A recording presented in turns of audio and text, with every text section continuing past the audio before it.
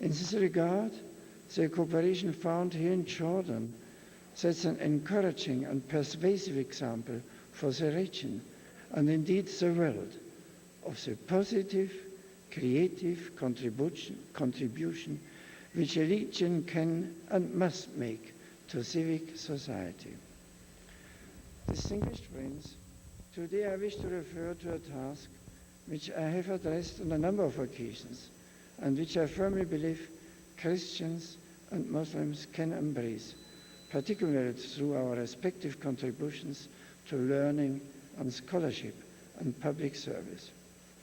This task is a challenge to cultivate for the good, in the context of faith and truth, the vast potential of human reason.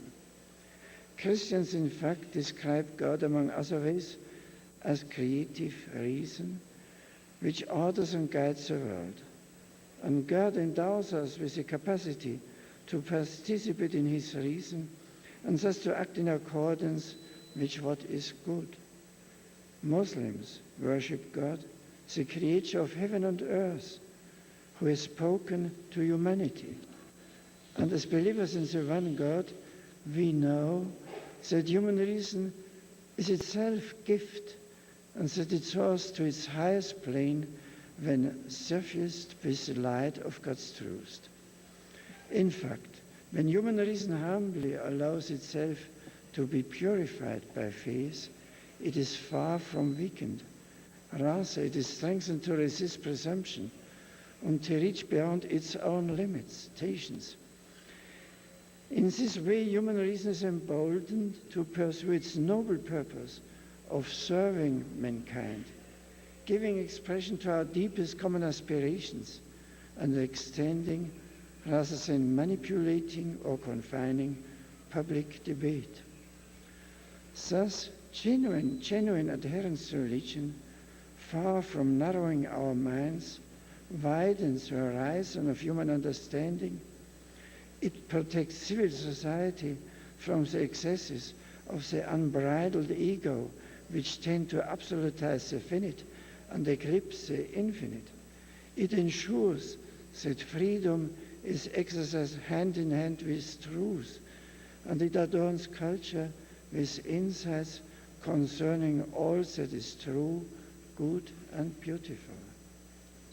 This understanding of reason, which continually draws the human mind beyond itself in the quest for the absolute, poses a challenge.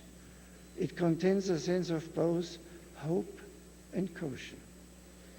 Together, Christians and Muslims are impelled to seek all that is just and right. We are bound to step beyond our particular interests and to encourage authors, civil servants, and leaders in particular to do likewise in order to embrace the profound satisfaction of serving the common good, even at personal cost. And we are reminded that because it is our common human dignity which gives rights to universal human rights, they hold equally for every man and woman, irrespective of his or her religion's social or ethnic group. In this regard, we must note that the right of religious freedom extends beyond the question of worship and includes the right, especially of minorities, to fair access to employment, market, and other spheres of civic life. Before I leave you this morning, I would like to acknowledge in a special way the presence among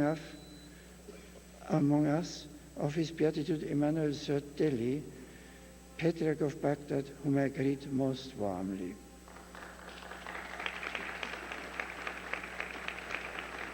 His presence brings to mind the people of neighboring Iraq, many of whom have found welcome refuge here in Jordan.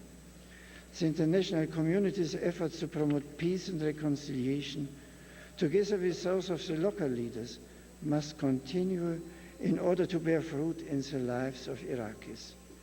I wish to express my appreciation for all those who are assisting in the endeavors to deepen trust and to rebuild the institutions and infrastructure essential to well-being of that society.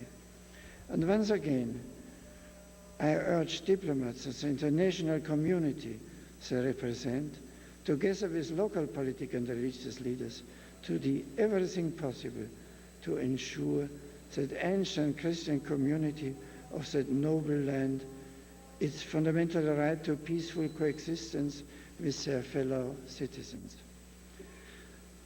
Distinguished friends, I trust that the sentiments I have expressed today will leave us with renewed hope for the future. Our love and duty before the Almighty is expressed not only in our worship, but also in our love and concern for children and young people, your families, and for all Jordanians. It is for them that you labor, and it is they who motivate you to place the good of every human person at the heart of institutions, laws, and the workings of society. May reason, ennobled and humbled by the grandeur of God's truth, continue to shape the life and institutions of this nation, in order that families may flourish and that all may live in peace, contributing to and drawing upon the culture that unifies this great kingdom. Thank you so much.